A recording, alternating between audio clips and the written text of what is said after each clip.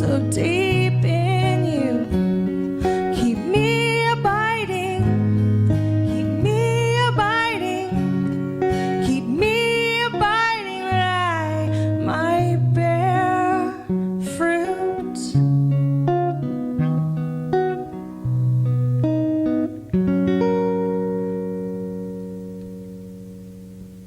Hey everybody, welcome to another virtual Maundy Thursday service. Last year we had to do this virtually as COVID was just beginning to take its hold on us, and that set us on a course for a year of not being together. The great news is Easter is just a few days away, and we will be together on campus, those of you who are comfortable anyway. But before we get to that day of celebration on so many levels, we need to take some time to reflect on what this service is really about. It may be more important this year or more relevant this year than any years in my recollection. To help you remember what this night is all about, we turn to the Apostle Paul, who wrote this to the Corinthian church. Let me go over with you again exactly what goes on in the Lord's Supper and why it is so centrally important. I received my instructions from the Master himself and passed them on to you. The Master, Jesus, on the night of his betrayal, took bread. Having given thanks, he broke it and said, "This is my body, broken for you. Do this to remember me." After supper, he did the same thing with the cup. "This cup is my blood, my covenant with you. Each time you drink this cup, remember me." Maundy Thursday represents what Paul was talking about, and churches probably for the last many centuries have been gathering together on this very night to commemorate what we call the Last Supper or the Lord's Supper, communion, Eucharist, whatever. They're all variations on a theme, although they have slightly different connotations. But it's that Thursday night, the night that Jesus was betrayed, before he would go into his last day of life. And I'm wondering, on that particular day, I wonder what the disciples might have been talking about as they were there in Jerusalem. And I wonder if there's any similarity between what they were talking about to what we might be talking about around our tables this week. Because this week marks the beginning of a trial, which is a very high-profile trial in the United States. On trial is Derek Chauvin, who was a police officer in the Twin Cities, Minneapolis, St. Paul, and he is responsible, or being held responsible, for the death of George Floyd. George Floyd became the symbol of American racism on Memorial Day last year, and set off not just a United States movement to rekindle our desire to see equity and justice, but it became a global movement as well. And depending on who's in your household and how your household is made up, if all of you are on the same page, like politically, these conversations will be frustrating because no matter which side of this you might be on, they're deeply painful issues in our country. And so my hunch is that if you're on the same page in your family or whoever's in your pod, that even though it's a difficult conversation, you'll be on the same page and you'll be passionate about it and frustrated about it and have opinions about what happened and what needs to happen. However, if you are in a household where there are differences of opinion on this, and there are differences of opinion, because on George Floyd's side, you have in him a picture, at least one picture, of Black Lives Matter.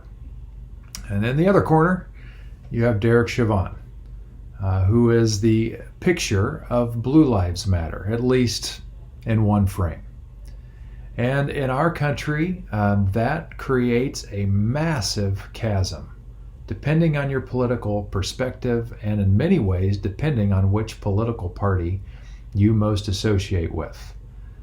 And it is a deeply divisive conversation.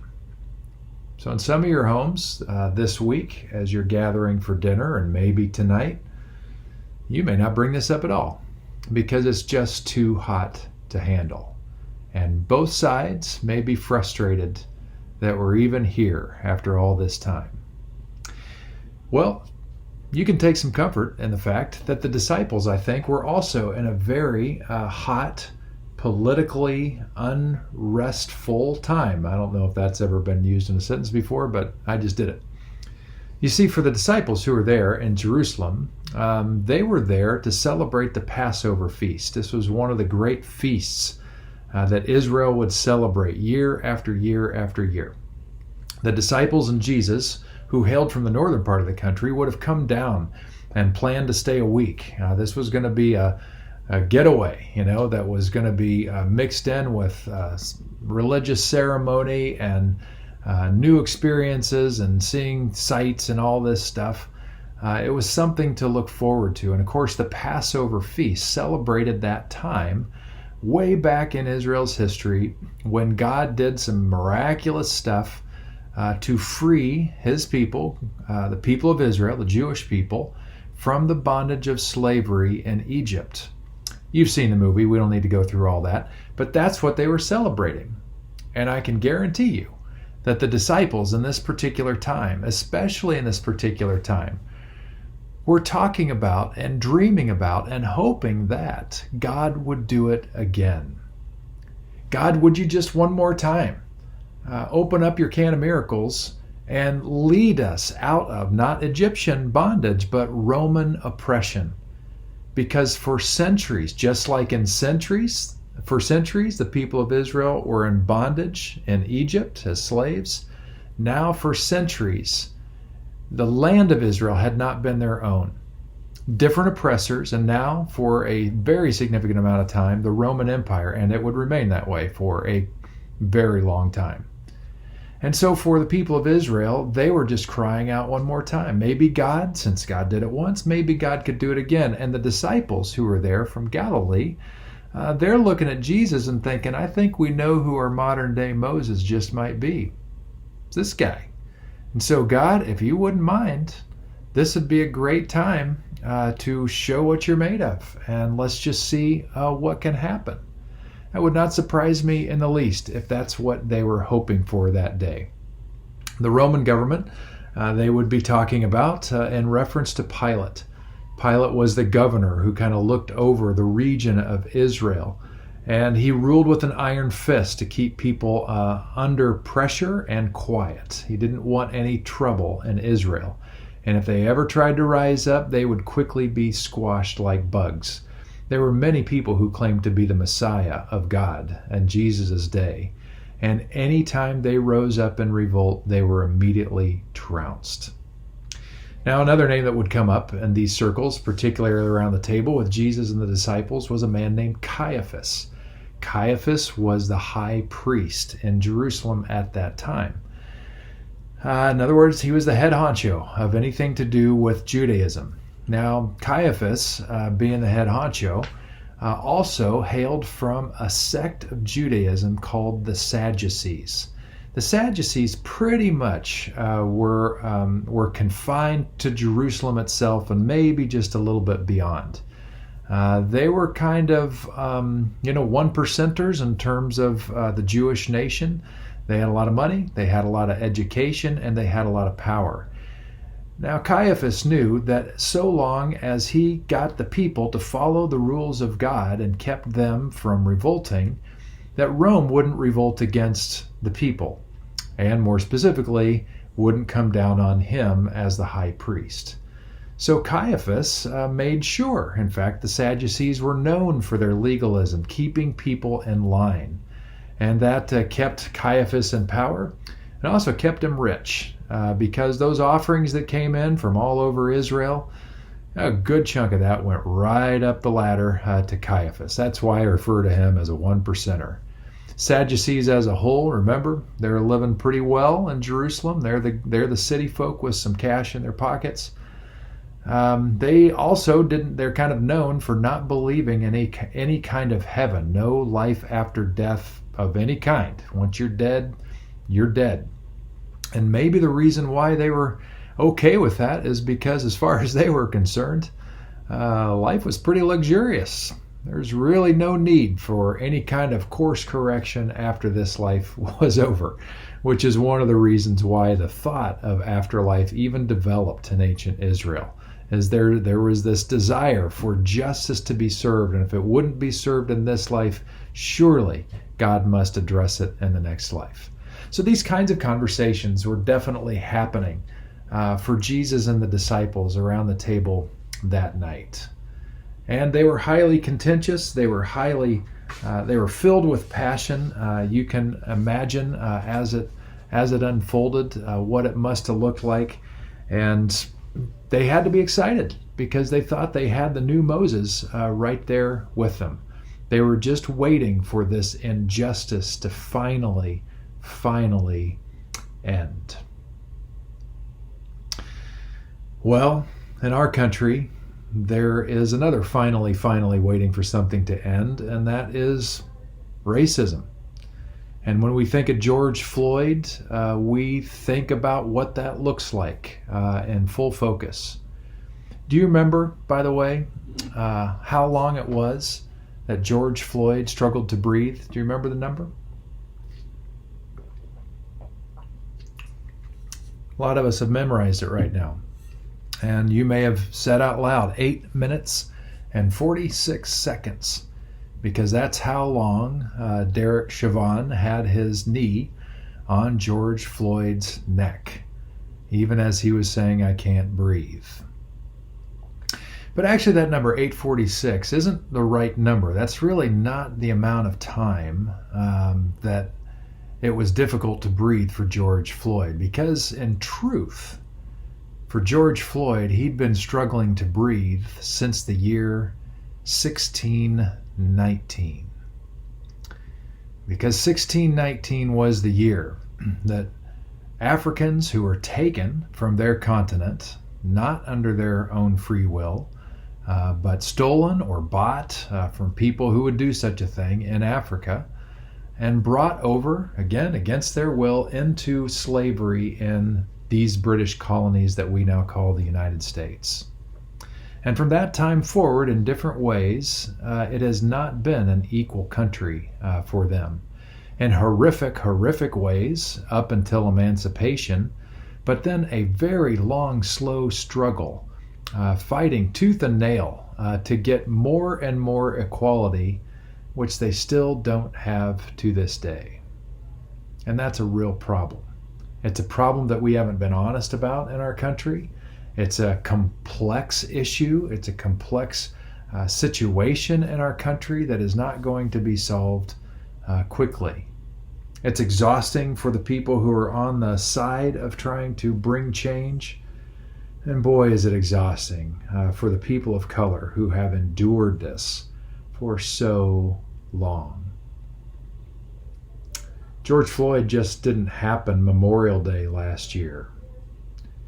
George Floyd was born as a black man and struggled, in part because he was born a black man. It doesn't excuse all of his decisions, but it does help give some context to why the struggle was so pronounced for him, why he had trouble with crime, why there was addiction, why he fled to the Twin Cities in Minneapolis to recover from his addiction. And it's tragic that he relapsed and that led to crime, and it led to him being on amphetamines and fentanyl the day that he died, which surely contributed to his arrest and his death. But the issue isn't that simple, is it? It's complex. And what we want to do about it in this day and age is also complex and requires thought. The situation in Jesus' day was no less complex. It was a marriage between government and church and state. And in so many ways there are parallels to the problem of racism in America as being a similar venture. A great marriage or a horrible marriage, depending how you define that, between the church and state. The state figuring out ways to limit the rights of one group of people, or people of color in general in our country, being blessed by the church, being promoted by the church, being protected by the church. Jesus knew this was the situation, and he decided to do something about it. And so as the passionate conversation was going, eventually some of the boys around the table, the disciples, noticed something was going on. They noticed Jesus was getting undressed and got himself down on his knees, threw a towel around his waist, grabbed a water basin, and started to go around disciple to disciple, and started to do something unthinkable. He started to wash their feet. Now, this was something that should have been done by a servant, but apparently no servants could be hired for that night, because that's what most Jewish people would do, because the act of washing feet was considered so vile that no Jewish person should have to do this, particularly on a holy day. And then, of course, it's a little embarrassing, because nobody around that table thought to do it themselves. And that would be understandable from disciple to disciple.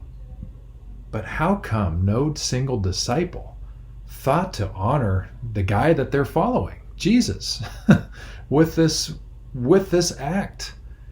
I mean, it's okay if you look at your equals as equals and like, well, I saw what Peter stepped in earlier today, but Jesus, he's the man. So let's at least honor him. And so they're kind of sitting here, not sure how to feel about this whole thing, as Jesus went disciple to disciple, foot to foot, toe to toe, washing,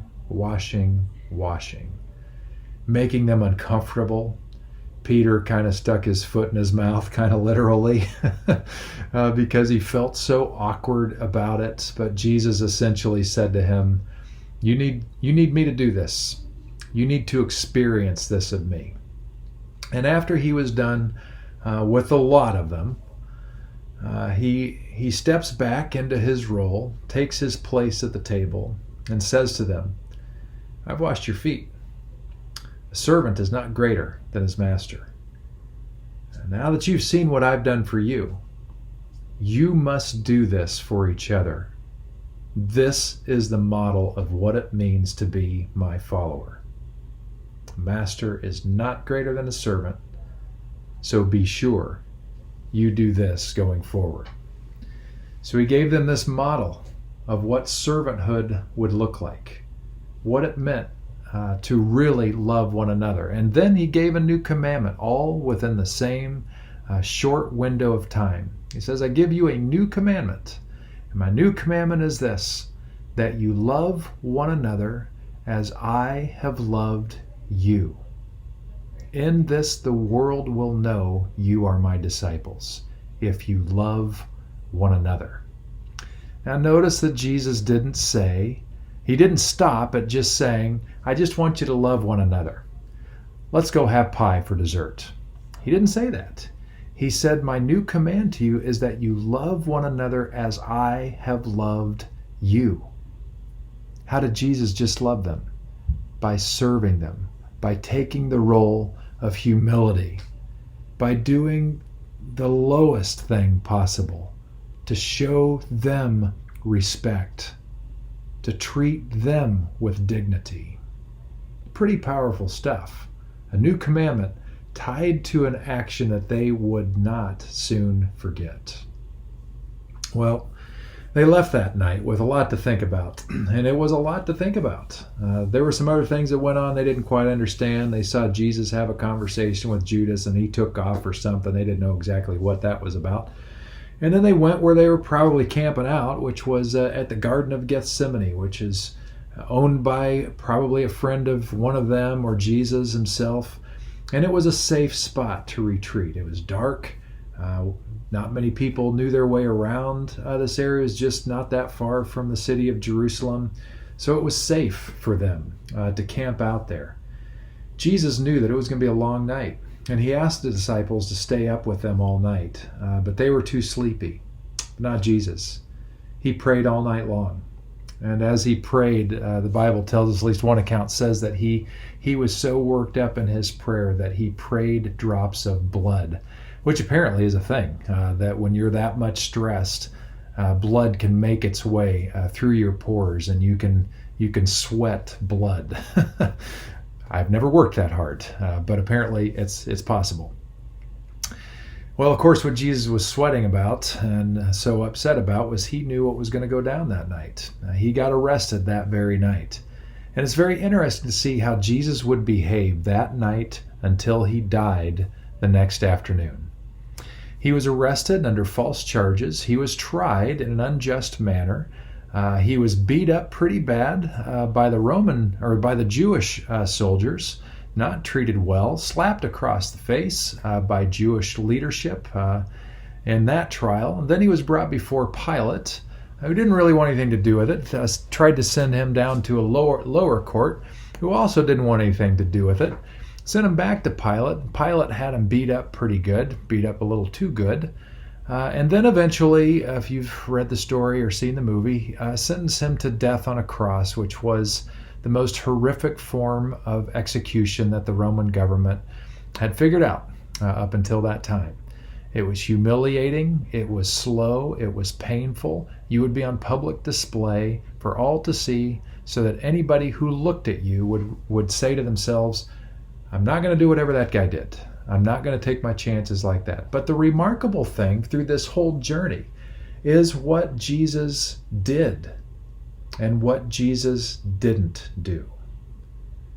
Because Jesus carried on in the teaching that he had just given the disciples. He chose to walk in humility in the face of injustice. He chose not to raise a hand of violence against the violence, but rather chose to move forward in non-violence, even as he was treated so severely. This was one of the greatest examples of non-violent resistance that the world has ever seen. We're still talking about it. We're still amazed by it. That here is a man who is innocent of the level of crimes that he's being charged with, and yet he chooses to go forward in peace. It gives us a lot to think about. It makes us wonder, what are we made of, and are we capable of the same kinds of things? That he actually lived up to the command that he told his disciples they needed to live by as well. We need to remember this night in history because of what it reminds us to do. You know, one of the reasons why this is particularly relevant to us is because we live at a time where we get easily riled up. And when it comes to George Floyd and both sides get riled up, it can get violent on both sides because it's such a charged issue and it's such a passionate issue. We want to see change happen, and both sides have their rendition of what that change needs to look like. But it's all the more important to remember what it means to be a Jesus follower, what it means to really be a God follower, because that's who Jesus was following. What does it mean to be spiritual? What does it mean to follow the example and the call of the Spirit going forward when we are faced with such challenges in our time?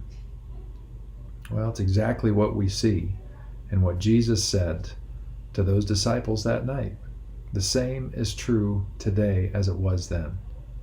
And the same questions are asked of us. Are we going to hear what Jesus had to say about who we need to be and what we need to do? Or are we going to give in to lesser options? To get really personal with it, especially on the subject of racism in America, are we going to be humble enough to own our own complicity in the problem? You may have never owned a slave. You may have never used a derogatory word toward people of color. And yet you and I, if you look like me, we have certainly benefited from it. This system, which helps out people like us more than them.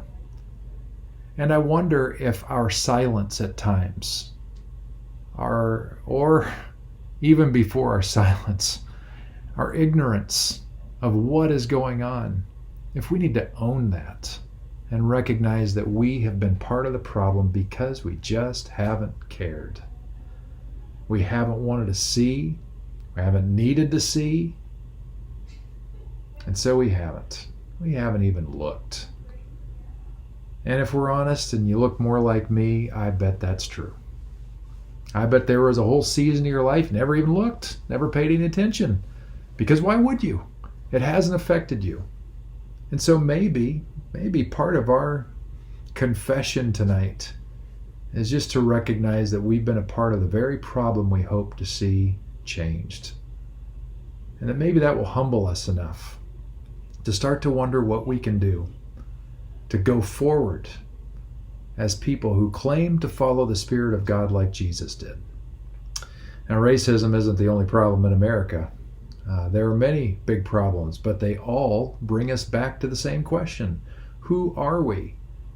And if we claim to be people who are trying our best to follow in the spiritual walk, spiritual but not religious Jesus followers, what the heck does that mean? Well, we know what that means in the way of Jesus. It means to be humble, and it means to serve. It means to go forward in ways that are going to promote peace and unity and love.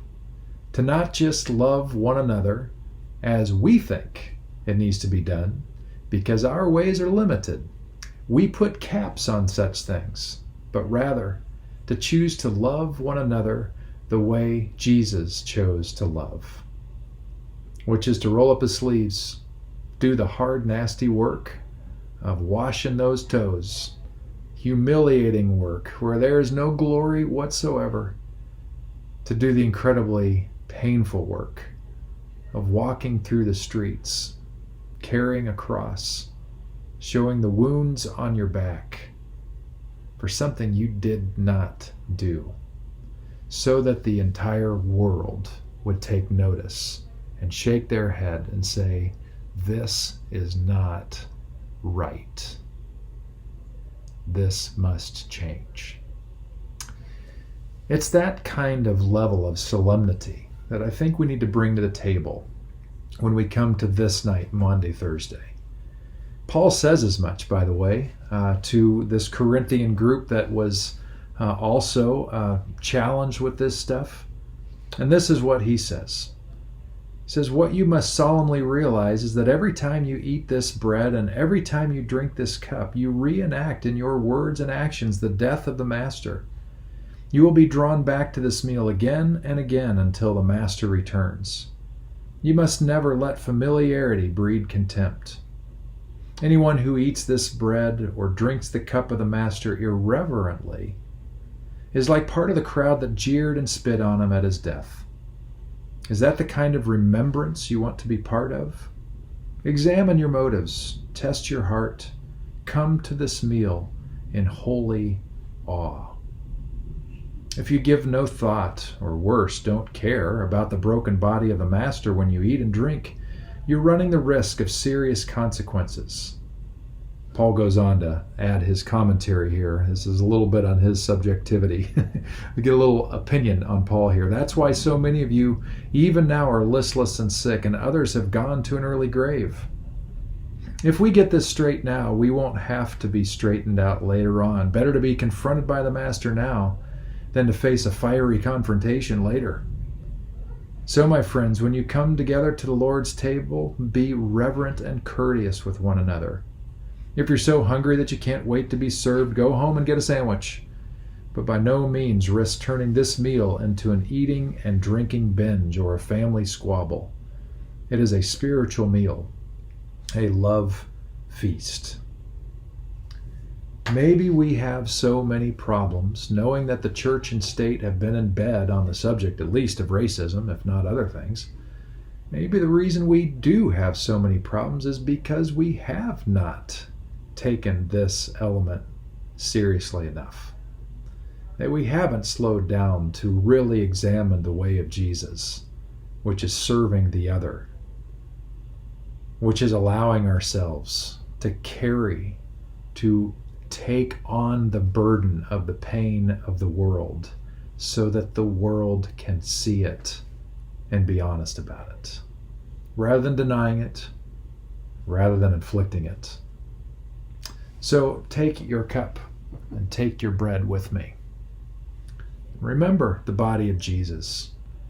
Remember the pain in the back of Jesus and on his knees as he went disciple to disciple, foot to foot, toe to toe, as he washed foot after foot, toe after toe of those stinky feet on the disciples that day. Humiliating, awful, not good. Imagine his heart rate increasing as he did, because it was work, blood coursing through his veins.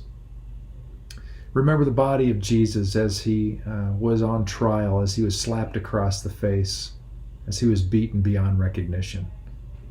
Real skin in the game. And in remembrance of his silence and of his willingness to take it on, take and eat in remembrance of him.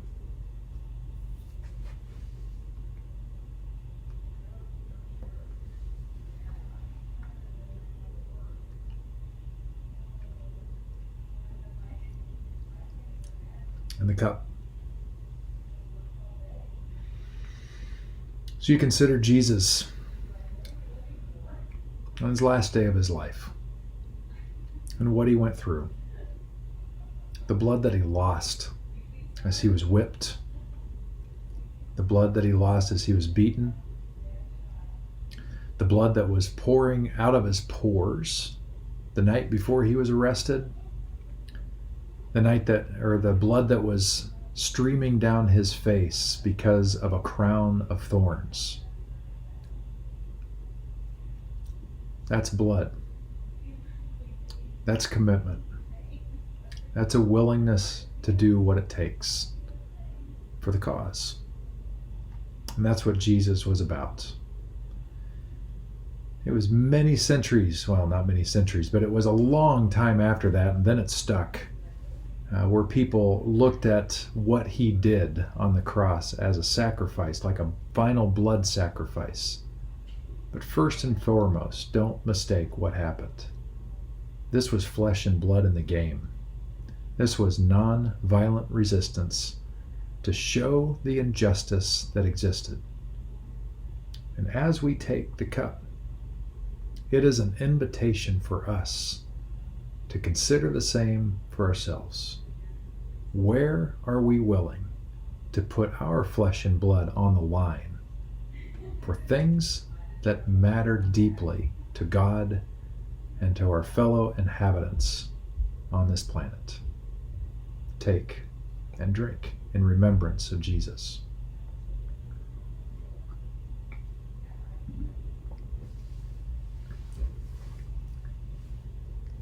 As we conclude our night together, let's finish the way we've been finishing, which is the Lord's Prayer, a model prayer, a meditation prayer that we can take in parts and enjoy at different times for a long period of time.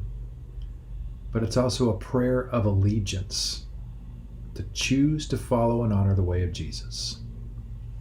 Let's pray it together. Our Father, who art in heaven, hallowed be thy name.